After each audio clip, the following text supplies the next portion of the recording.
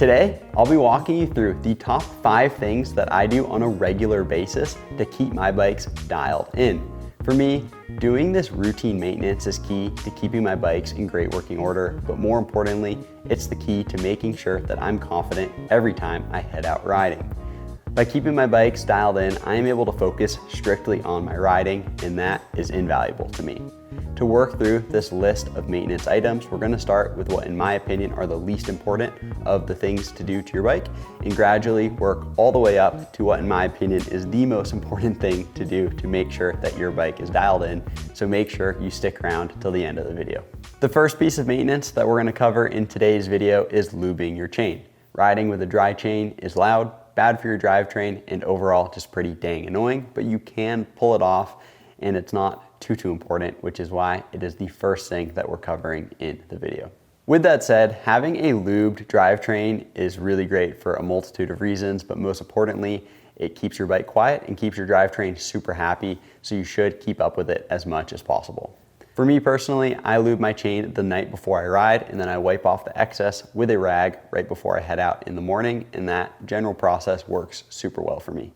Next up in the list of maintenance items, we have checking your suspension pressures. I decided that this one was a bit more important than lubing your chain for me personally, because I cannot stand riding a bike when my suspension is even the slightest bit off, but I can deal with a dry chain. But that's just me. I kind of felt it was a bit of a toss-up, so make sure you let me know which one of these you think is more important in the comments below.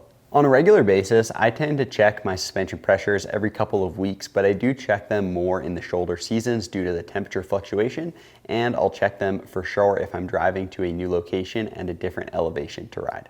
Similar to the chain lube, you can definitely ride with your suspension pressures being off, but it is just annoying, and for me, it has a greater impact on my riding ability than the dry chain does. With these first 2 pieces of maintenance out of the way, we're going to drop into my top 3 most critical things that you have to do to keep your bike running dialed. But before we do, if you're enjoying this video, please consider giving it a like. It really helps me out. Well, if you don't feel like taking the time to lube your chain or check your suspension pressures, I don't totally blame you, but I do hope that you'll take the time to check your tire pressures.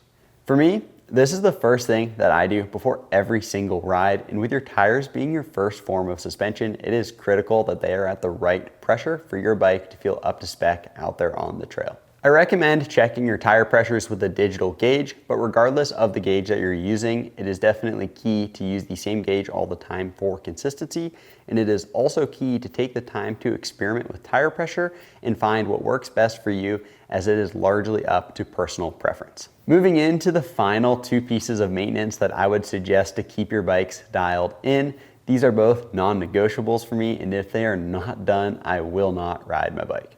The first of these is a general bolt check. While to be fair, it's pretty infrequent that I actually come across a bolt that's loose, the times that I do, it's often something pretty dang important, such as a linkage bolt.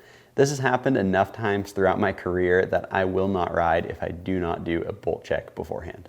Without the confidence that all of the key bolts on my bike are tight, I struggle to focus just on my riding, which is why this step is so important for me.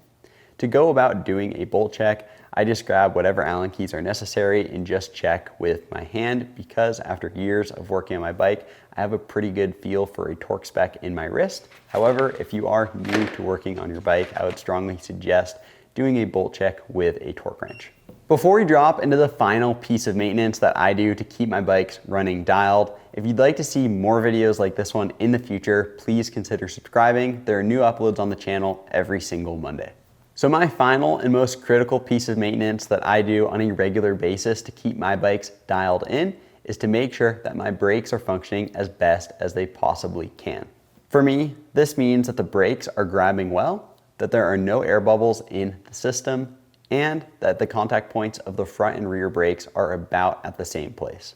Typically, when I'm loading up the truck to go ride, I'll hop on my bike, roll down the driveway, grab the brakes a few times, make sure that they're hitting as I expect, make sure that the contact points are about in the right location, and if all of that checks out, then great, I'm good to go ride. But if something seems a little bit off, I'll hop back in the garage, make the necessary adjustment, and that way I can head out to ride confidently. Without my brakes functioning properly, I'm not able to ride well, and most importantly, I'm not able to ride safely because I'm not able to stop myself, which is why this is the most critical piece of maintenance in my opinion. Living out here in southern Utah and riding at all of the Red Bull Rampage sites on a regular basis, without good brakes, you're gonna go off a cliff, and that is not ideal. So those are the top 5 things that I do to keep my bikes running dialed, and if there's anything that you think I missed, please let me know down in the comments.